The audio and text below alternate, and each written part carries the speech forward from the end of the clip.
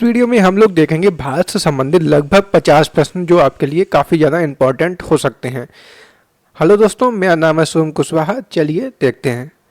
यहाँ पर पहला प्रश्न है भारत की स्थिति। तो भारत की स्थिति के बारे में पूछा गया है, तो यहाँ पर थोड़ा सा समझते हुए चलते हैं। जैसे अगर मैं ये पूरी पृथ्वी ले लूँ, ये हमारी पृथ्वी है, ठीक है। तो यहाँ पर जो कुछ होती हैं देशांतर रेखाएं, वो इस तरह से खिंची हुई होती हैं, है ना। ये देशांतर रेखाएं होती हैं। वहीं एक हमारी यहाँ पर होती है भूमध्य रेखा, इसके ऊपर नीचे कर्क रेखा और मकर रेखाएं होती हैं। तो समझ लेते हैं। तो हमारी जो भारत की स्थिति है वो कहाँ पर है? वो हमारा भारत कुछ यहाँ पर है ना। अब अगर हम ये स्थिति देखेंगे, एक मिनट,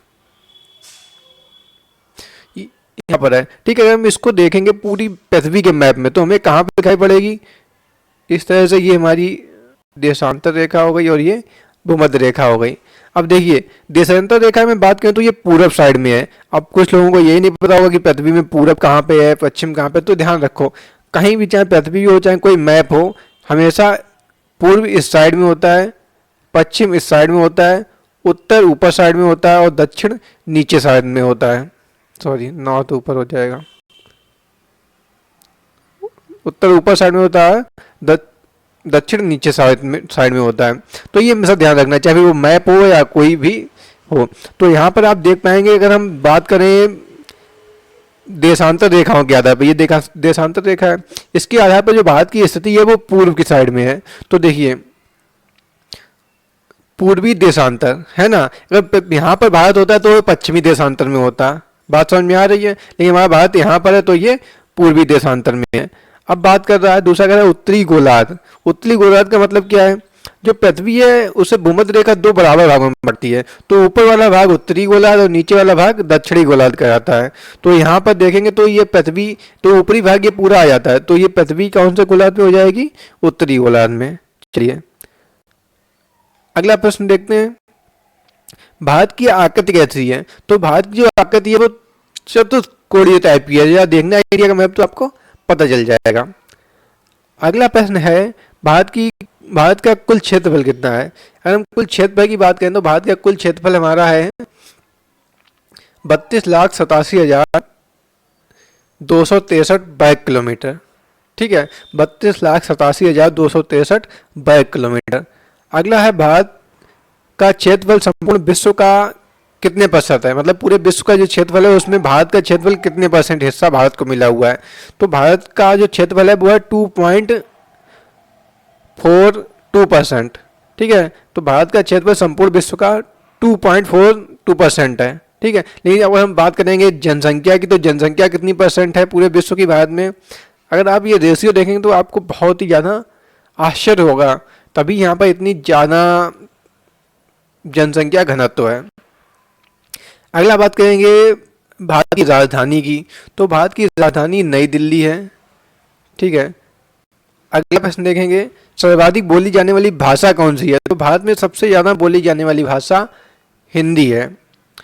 और हम बात करेंगे सबसे बड़ी जनजाति की, तो यहाँ पर गोंड जनजाति जो मध्य प्रदेश में निवास करती है, भारत की सबसे बड़ी जनजाति है। जनजातियों के बारे में तो आपको पता ही होगा, शायद मैं एक वीडियो आपको अगर देखेंगे तो मिल जाएगा जिसमें मैंने जनजातियों के बारे में बताया है। अगला है, क्षेत्रफल की दृष्टि से भारत का विश्व में स्थान। मतलब ये है कि क्षेत्रफल के हिसाब से अगर हम देशों को क्रम में रखें तो हमारा देश कौन से नंबर पे आएगा? तो क्षेत्रफल के हिसाब से हमारा देश आता है 7वें नंबर पर। सबसे पहले नंबर पर कौन सा आता है? रूस, फिर कनाडा, फिर कहीं कहीं आप देखेंगे तो यूएसए मिल जाएगा, कहीं चाइना। तो रूस, कनाडा, चाइना, फिर यूएसए, फिर ब्राजील, फिर ऑस्ट्रेलिया और फिर इंडिया। तो ये क्रम है, आपको पूरा याद होना चाहिए। लेकिन यहाँ पे जो कंफ्यूज हो जाते हैं चाइना और यूएसए में, तो जहाँ तक किताबें यही बोल रही हैं कि मतलब नेट पे सर्च करेंगे तो आपको यूएसए पहले मिलेगा, तो आप ये समझ लें। ओके, जनसंख्या की दृष्टि से विश्व में स्थान।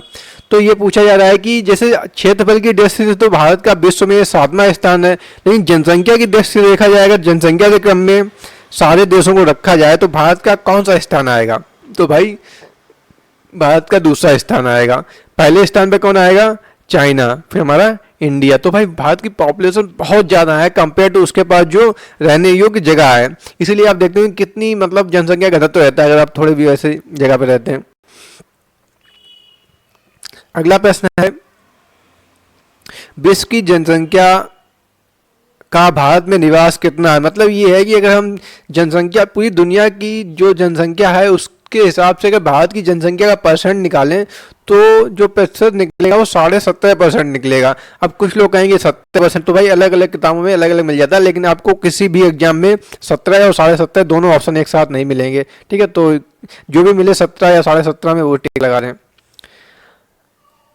अब फिर यहाँ पे बोला है अक्षांशीय विस्तार और देशांतरी विस्तार। तो भाई फिर वही बात है, सेम चीज तो समझ लो। देखो क्वेश्चन तो हो ही जाएगा, चीज़ों को समझना ज़्यादा जरूरी है। अब देखेंगे यहाँ पर जैसे हमारा जो इंडिया है वो लगभग यहाँ पर है ना। अब जो अक्षांशीय विस्तार और देशांतर विस्तार क्या कहता है, हमेशा तो पढ़ते हो लेकिन समझ में ना आया हो। अब देखो अगर उसने कहा है अक्षांशीय विस्तार मतलब जो हमारी पूरी पृथ्वी का जो को देशांतर रेखाएं और अक्षांशीय रेखाओं के आधार पर बांटा गया है ना।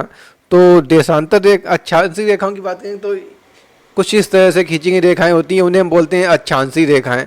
ठीक है, ये पश्चिम से पूर्व की ओर खींची जाती है, मतलब इस साइड से इस साइड के लिए। ठीक है, इन्हें हम बोलते हैं अक्षांशीय रेखाएं। और वहीं हम बात करें जो इस तरह से खींची जाती हैं ऊपर से नीचे के लिए, तो इन्हें बोलते हैं हम देशांतर रेखाएं। तो यहाँ पर अगर हम देखें तो भारत की स्थिति कौन से अक्षांश और कौन से देशांतर के पास आ रही, तो वही नंबर यहाँ पर लिखा होता है जो आप देखते हैं डिग्री। आप समझते हैं।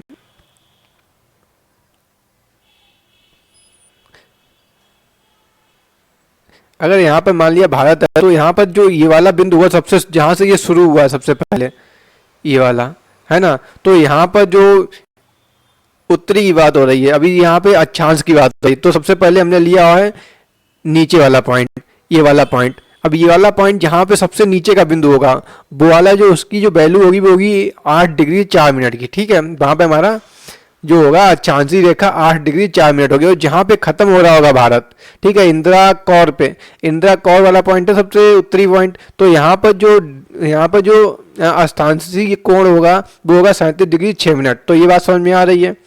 हम वही बात करें देशांतर के हिसाब से बहुत कम लोगों को समझ में आ रही होगी, चलिए कोई बात नहीं। अगर हम बात करें देशांतर के हिसाब से तो यहाँ पर जो बिंदु सबसे इस साइड में होगा, सबसे पश्चिमी साइड में, तो उसकी जो वैल्यू होगी 68 डिग्री 7 मिनट।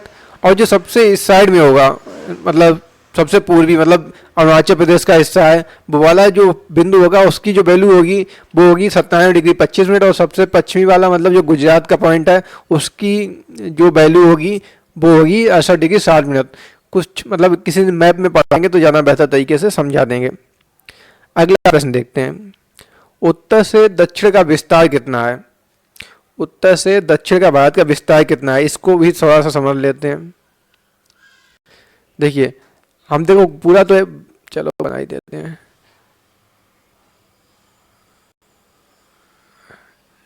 बस ये एक समझाने के लिए, अगर हम इसको भारत का मैप मान लेते हैं समझने के लिए, तो जो उत्तर से दक्षिण कह रहा मतलब ये वाली जो लंबाई है ये कितनी है ये पूछ रहा है। तो इसकी जो लंबाई है 3214 किलोमीटर। ठीक है, बस इतनी है, कोई ज़्यादा नहीं है। अगर सीधी कोई रोड हो ना तो कितना लगेगा आपको,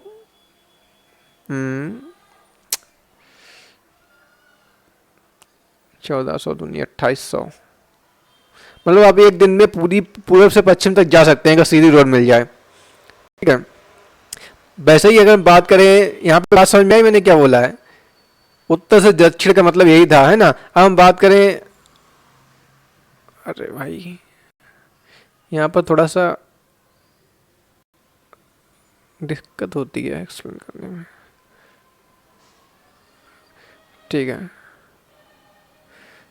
अब देखो अब वो कह रहा है पूर्व से पश्चिम विस्तार कितना है, तो इस बिंदु से यहाँ से और यहाँ तक का विस्तार जो पूरा है इस ये कितना है, ये है 2933 किलोमीटर। ओके, अब थोड़ा इतना डीप नहीं बताएंगे, अब सिंपल से क्वेश्चन आंसर कर लेते हैं, बहुत से क्वेश्चन है, वीडियो काफ़ी लंबा हो जाएगा। अब पूछ रहा है सबसे पूर्वी बिंदु कौन सा है, भारत का सबसे पूर्वी बिंदु कौन सा है? तो भाई भारत का सबसे पूर्वी बिंदु बालांगू जो अरुणाचल प्रदेश में है वो है, और सबसे पश्चिमी बिंदु तो वो गुजरात का सर क्रीक है। अगला बात करेंगे सबसे उत्तरी बिंदु, और सबसे ज़्यादा पूछा यही जाता है उत्तरी और दक्षिणी, पूर्वी पश्चिमी में आपको पता होना चाहिए कहाँ पे, लेकिन वो कम पूछा जाता है। ये क्वेश्चन सबसे ज़्यादा आते हैं एग्जाम में। सबसे उत्तरी बिंदु कौन सा जाएगा? इंदिरा कौल, ये कहाँ पर है? जम्मू कश्मीर में। और पूछा जाए सबसे दक्षिणी बिंदु तो ये निकोबार द्वीप समूह में है, इसे बोलते हैं इंगला पॉइंट, इंदिरा पॉइंट, ठीक है, या पिग्मेलियन पॉइंट। अगला बात करेंगे दक्षिणी बिंदु भूमध्य रेखा से कितनी दूरी पर है? जो भारत का जो सबसे दक्षिणी बिंदु है, अगर हम भूमध्य रेखा से देखें, अब इसको भी थोड़ा समझ लेते हैं। बहुत से लोग कह रहे होंगे ये क्या छोटी छोटी बातें बता रहे हैं वो, है ना, लेकिन ये है कि थोड़ा सा कंप्रोमाइज कर दो, थोड़ा सा स्किप कर दिया करो अगर तुम लोगों को ऐसा लगे तो। देखिए बात करें सबसे दक्षिणी बिंदु पूछ रहा है, ओके। देखो ये अगर हम इसको इंडिया मान लेते हैं तो जो भूमध्य रेखा हमारी जो है इक्वेटर, ये ठीक है, तो यहाँ पे जो दूरी पूछ रहा है वो ये वाली पूछ रहा है। यहाँ पे ये देख रहे हो ये दूरी कितनी है, ठीक है, ये दूरी पूछा है भूमध्य रेखा से दक्षिणी बिंदु की दूरी, है ना। भारत के सबसे नीचे वाले बिंदु की अगर भूमध्य रेखा से दूरी देखेंगे तो हमारी 876 किलोमीटर है, ठीक है। अगला प्रश्न है प्रायद्वीपीय भारत, मतलब जो मुख्य भूमि है का दक्षिणी नोक कौन सा है? देखो वो जो दक्षिणी बिंदु बताया था ना इंदिरा कौल, वो भाई अंडमान निकोबार द्वीप समूह में है। यहाँ पे मुख्य भूमि की बात हो रही, तो यहाँ पे थोड़ा सा चेंज हो जाएगा। तो यहाँ पर जो होगा है केप कोमोरिन, जो कन्याकुमारी मतलब तमिलनाडु में है, ठीक है। तो ये ध्यान रखना है कि कहीं पूछ लिया जाए भारत का दक्षिणतम बिंदु जो मुख्य भूमि है, तो हम वहाँ पे इंदिरा पॉइंट नहीं लगाएंगे हम, ठीक है। वहाँ पे हमारा आंसर रह जाएगा केप कोमोरिन। और कहाँ पे अगर पूछ लिया जाए तो तमिलनाडु में कन्याकुमारी में, ओके। अगला है द्वीपों की संख्या, तो भारत के कुल कितने द्वीप हैं? तो वो हैं 247। भारत के कुल द्वीप 247 हैं, जिसमें बंगाल की खाड़ी में 204 और 43 हैं अरब सागर में। अगला है लक्षद्वीप समूह में कुल, मतलब लक्षद्वीप समूह की कुल कितनी संख्या है? तो वो है 36। अगला प्रश्न है स्थल सीमा की लंबाई। अब सीमा की लंबाई की बात कर रहे हैं, ठीक है, उसके क्षेत्रफल मत मान लेना। जो भारत की जो स्थलीय सीमा है उसकी जो लंबाई है वो है 5200 किलोमीटर।